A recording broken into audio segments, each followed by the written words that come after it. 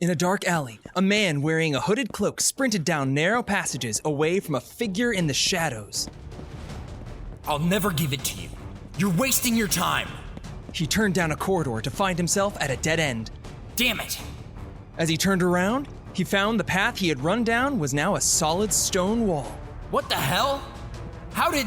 The man with the sapphire mask stepped out of the wall and into the dim light. I don't have time for this cat and mouse charade. Give it to me and I might let you live. The young man pulled off his cloak to reveal a green sorcerer uniform from Quietwater. He had short dark hair and tan skin. On his chest, he had a small emblem of the green dragon. Mirror Legacy, triple form. In front of the man appeared 3 copies of himself. They all took up a fighting stance. 3? Why don't we make it more fun? Duplicates of Sapphire began crawling out of the walls and floor, surrounding the man with over a dozen copies. They quickly dispatched the 3 mirror images. Please, no. Oh, the time for mercy is over. I'm taking the orb off your corpse. Even if you find her, you can't defeat them all. You'll die trying. Too bad you won't be around to find out.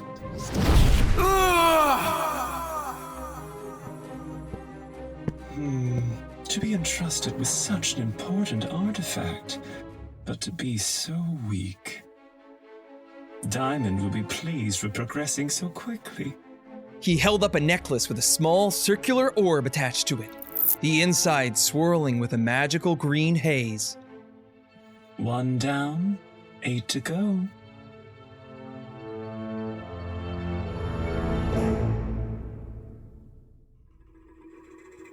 Long ago, the world was at war.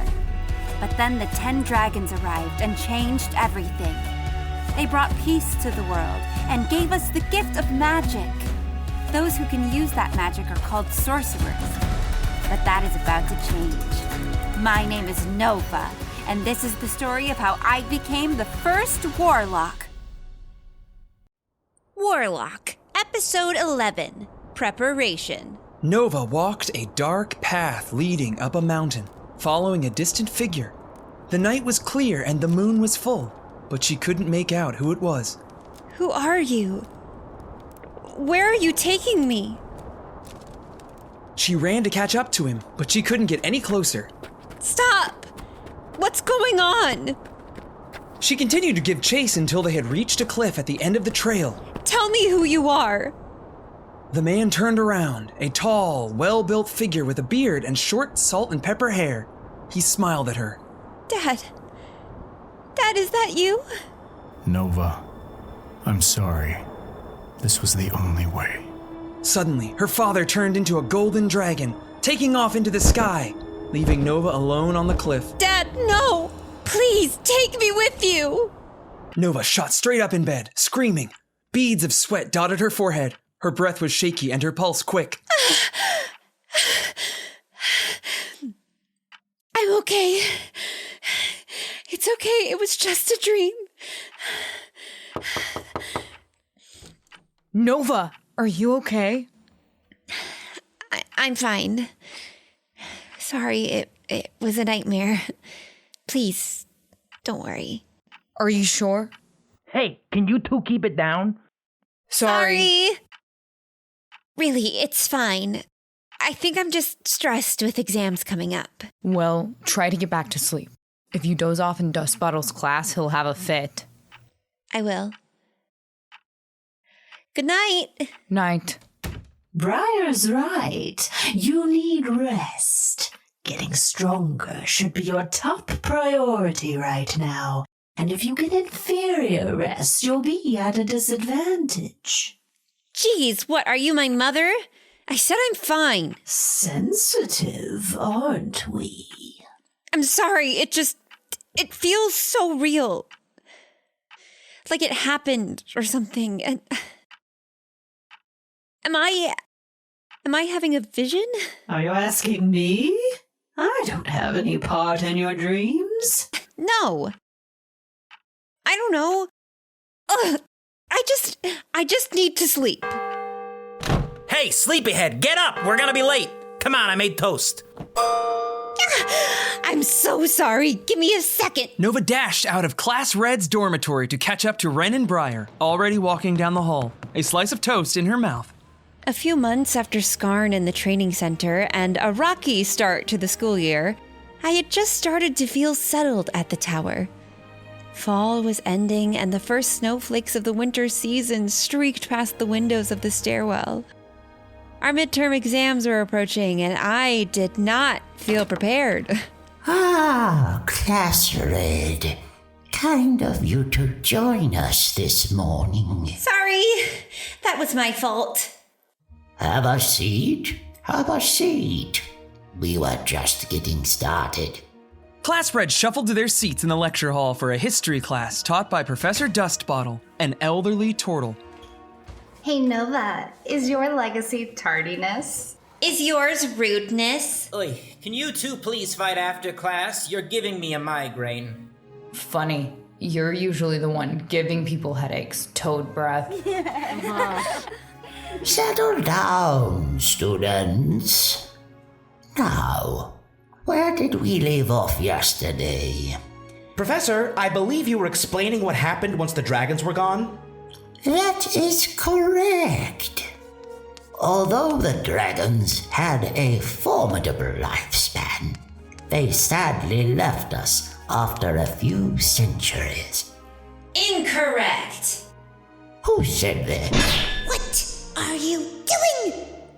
He's incorrect. I thought he should know. He is the history teacher, after all. Well, I would appreciate it if you didn't just yell from my body without asking. Ha! Nova, so disruptive as usual. Well, as I was saying anyway, once the dragons passed on, they also passed on their dragon magic in its rawest form. Dragon legacies that remain true to the original dragons are of course called origins. I'm sure you already know all about that, Sabrina. That is correct, Professor. Sabrina Rozic, Legacy Tempest. Sabrina was short in stature with a deceptively youthful appearance. She had deep tan skin, dark amber eyes, and long wavy jet black hair with a braided crown. Sabrina here has the Blue Dragon's origin, and is from one of the few dragon families here in Oakvale. Wait, aren't there any fire dragon families here? This is the Fire City, right? Astute observation, Mr. Deserthorn. There was indeed a lone descendant of Raina Tanwin living here in Oakvale, named Hugo Torchstone. But he took up arms against the tower, and as punishment he was stripped of his legacy. It was Nova's father, Nox Ravenwood, rest his soul, who took Inferno. Wait, my father was the last known person to have the origin? Is it just gone forever then? It is possible it will manifest in one of her other descendants someday, but for now, your father was the last to have that power. Damn, your old man must have been pretty strong. Not as strong as someone who was born with the power. The way I see it, her father was no more than a common thief. You take that back! He used his legacy to protect this city. It doesn't matter how many legacies he took. In any confrontation with a true origin, he wouldn't stand a chance.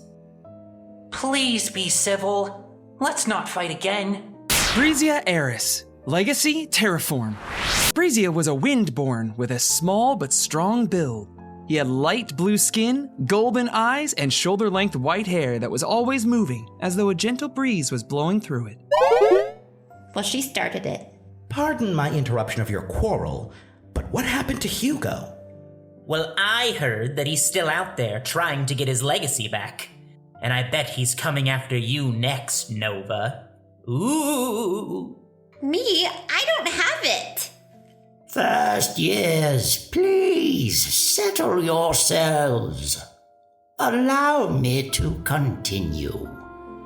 Yes, it is true that the location of Hugo remains unknown. It would be difficult for someone without a legacy to stand a chance in combat with a sorcerer. Even novices such as yourselves have an advantage over a well-armed combatant. Seems like an unfair fight. What fun is it fighting somebody who can't even defend themselves? I agree. There is always a non-violent way of diffusing a situation. This is the perfect segue into the first conflict involving sorcerers, as we have demonstrated here. Classes always felt like they would fly by, our brains filled to the brim with information before we were shuffled off to the next subject.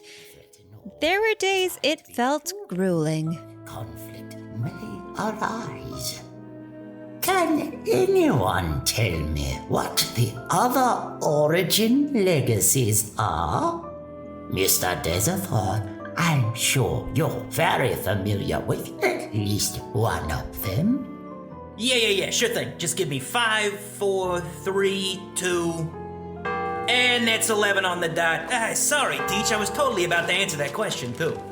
Nova, come on. We're gonna be late for the next one, too. Hey, less yapping, more walking. If I have to listen to another minute of this lecture, I'm gonna lose my frickin' mind. Sorry, Professor Dustbottle. He means well. Class Red. They always pick the most fiery students each year, don't they?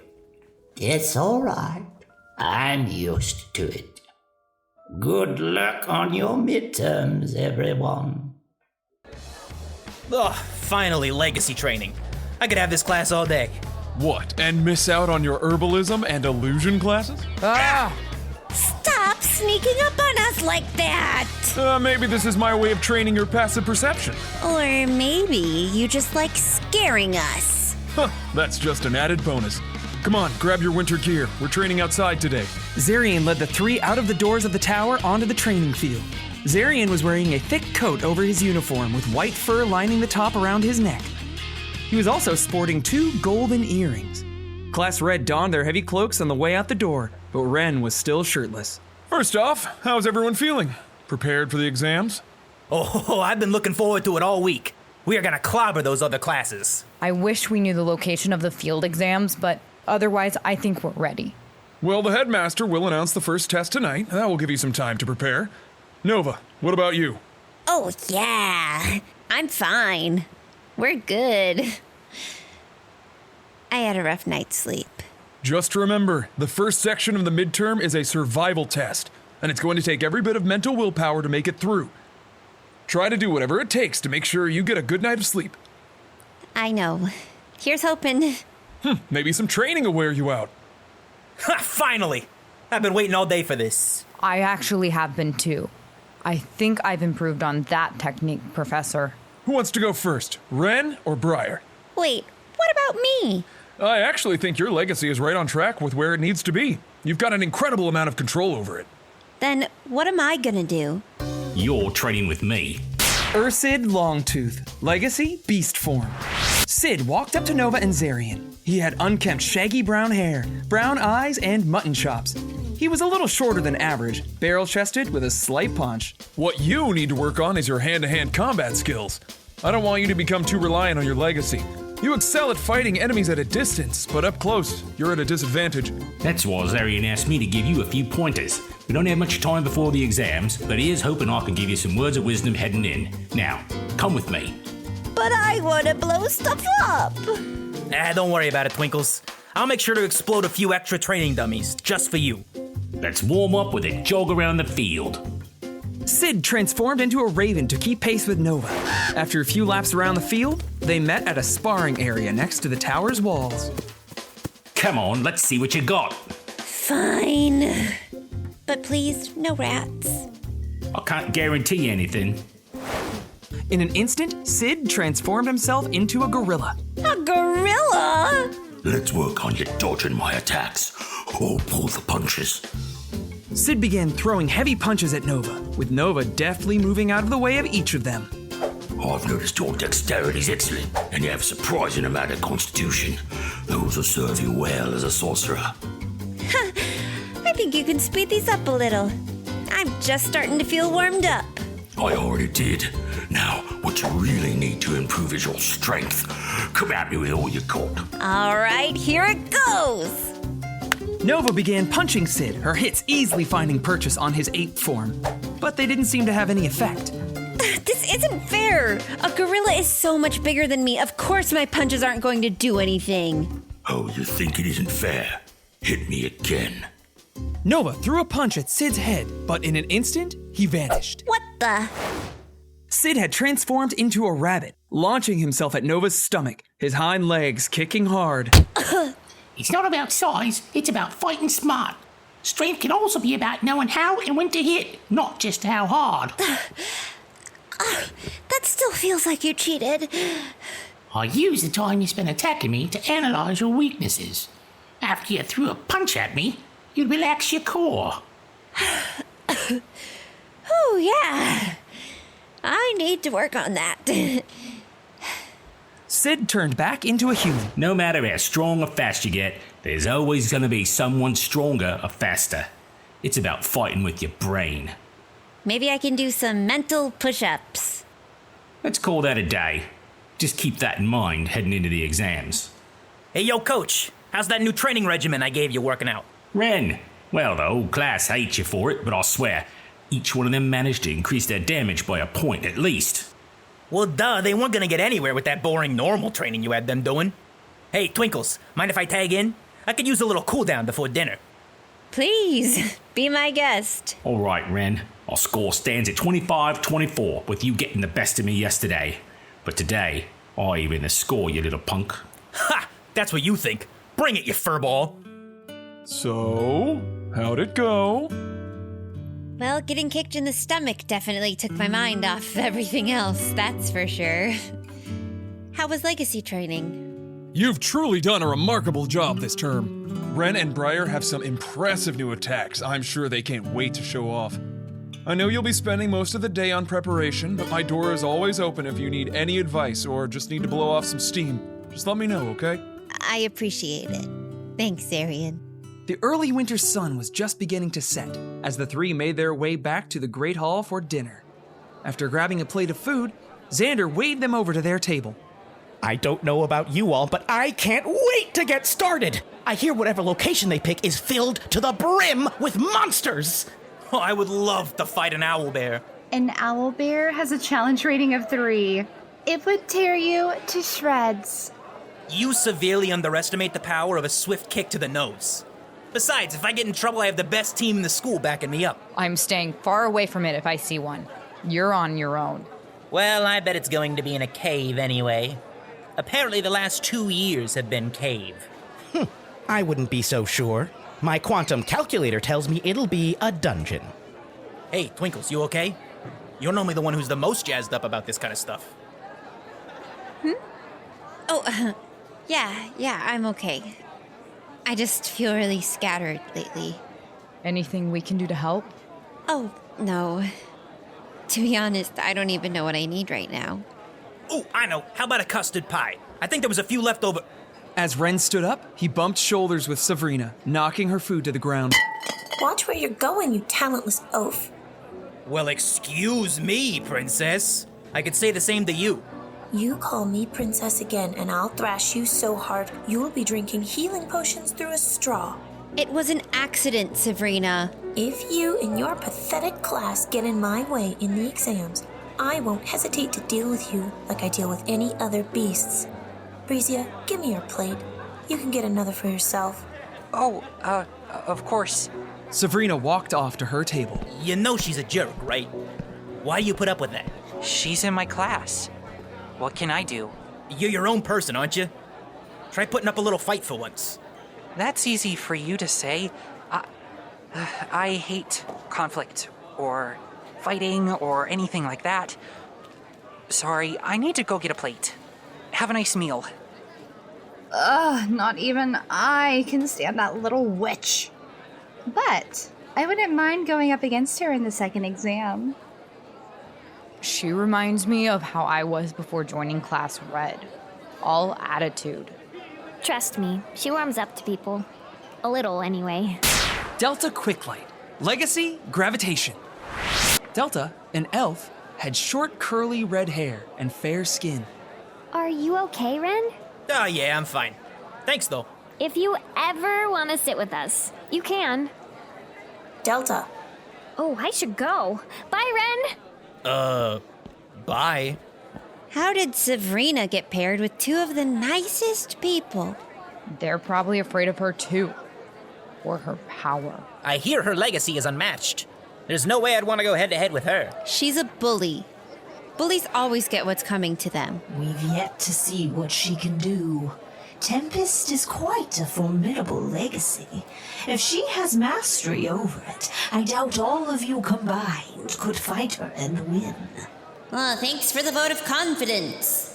I'm just being honest. It's a shame your father didn't give you Inferno after taking it from Hugo. Inferno is markedly stronger. I think that's one of the things that's been bothering me lately. If my father could give and take legacies at will, why didn't he give me one? Nova, come on. The announcement is happening. Oh, wait for me! The students made their way into the council hall, the headmaster waiting at the end of the room. Good evening, students. Congratulations to everyone on your first semester at the Tower. I know this was a difficult few months, but I commend your courage and dedication to the craft of sorcery. Boy, she really can talk, can't she? At this rate, I'm gonna fall asleep if she... Suddenly, Ren felt a hand over his mouth. It was one of the headmaster's mage hands. I'll get right to the point. As you all know, midterms begin tomorrow evening, and they will gauge your current progress as a sorcerer. We are just as interested in seeing where your weaknesses might still lie, as well as where your strengths have grown in both team efficiency and individual aptitude. I will allow Professor Longtooth to explain the first exam. Mendel, if you would record this for the students, please. Right away, Headmaster. Oh, wow, that's me. I guess I've never described myself. Okay, well, I've got sandy brown hair, tan skin, and round glasses. Sorry, I'm feeling a little flustered. Where was I? The headmaster just introduced Sid. Right, I apologize. Sid took the platform while two sorcerers brought on a large cauldron.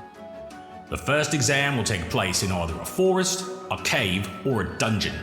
This cauldron will randomly select one of the options and present them to us. Sid placed both hands on the edge of the cauldron, causing a burst of smoke to emit from the inside. As the smoke rose, it began to form letters in the air above, spelling the word dungeon. Ha ha! I knew it! It was an 89% chance after all. We're never gonna hear the end of this, are we? The test is simple. Make it from point A to point B in 24 hours. Some of the paths are more difficult than others, but you'll be rewarded with items to help you along the way. And remember, fighting with other students is strictly prohibited and will result in an automatic failure. Headmaster? Thank you, Professor Longtooth. For students that make it out of the dungeon, you will be allowed one long rest before one-on-one duels. Professor Rivers. Greetings and salutations, students. Professor Rick Rivers, Class Blue. I will be overseeing the combat portion of the exams. You may be asking yourselves, but Professor Rivers, won't you be biased because your students are in the exams? Ha! Absolutely not! It won't be. Aha! Kira knows. I expect my students to excel with their own merit. Showing favoritism would only hinder their learning environment. So, with that out of the way, the one-on-one fights will be randomly selected out of the remaining students. A simple bracket system will be used to decide who fights who. The winning student will not only receive the highest marks possible, but will also be gifted a magic item of their choice from the Treasure Vault! Good luck, students. I can't wait to see you all in action. That is all, students. You will have tomorrow to prepare as much as you like. The exam begins tomorrow evening at 6 p.m. sharp. Good luck. Why do we have to wait so long? I feel like I could fight everybody in this room right now. This is gonna be a blast. Dungeon is the worst outcome we could have gotten, you dunderhead. The monsters are completely unpredictable, and there's barely any organic matter for me to use. But that's exactly what makes it more fun. You worry too much, Mosshead. As long as we work together, we can do it. I mean, we took down an X. That's gotta count for something. That's a good point. After all, how many other classes can say they've actually been in combat before? Just us in Class Blue. Though I bet there's a good chance that Sabrina and the rest of Class Gold will make it to the second exam. I'd love to see just how tough that tiny terror is in person. Come on, let's get back to the dorms. We need to work out a plan. Yeah, good idea, Twinkles. You're always real handy with those. I've been working on growing chamomile. I'll brew us a pot and we can get to work. That should help you get some rest. Briar gave a wave of her hand, and a flower bloomed in her palm. Thank you, Briar. I'll have some tea. I'll need a good night's sleep because we are going to ace these exams. Meanwhile, in the ruined stone castle, Diamond and Moonstone walked a dark hallway together. Once Sapphire returns with the orb, we will strike quickly. I have a task for you. Of course, whatever you need. Do not forget our bargain, Moonstone. Once I have the power of the Red Dragon, I will return your legacy to you. Inferno will once again be yours to control. Thank you. I look forward to that day, when I can finally have my revenge on the tower. The time for vengeance will come soon enough. Earn your legacy back by finding the Red Dragon Orb. Its last known location was in Oakvale. I recommend you start in the tower. Most of the professors will be distracted with their precious midterms. This one wasn't so tough to find. It's like they've forgotten how valuable they are. Sapphire stepped into the hall, tossing the orb to Diamond, who caught it in his hand. Excellent work, Sapphire. Diamond whispered draconic words to the orb, and it began to glow. It grew in size to fit in the palm of his scaled hand. There you are, hiding in plain sight. Would you like us to accompany you? No. This will be an excellent way to test my power. I will deal with her alone. The orb showed what appeared to be a swamp, with a group of people walking through. An old woman leading the way. As he gazed into the orb at her, it seemed like she was able to gaze right back at him.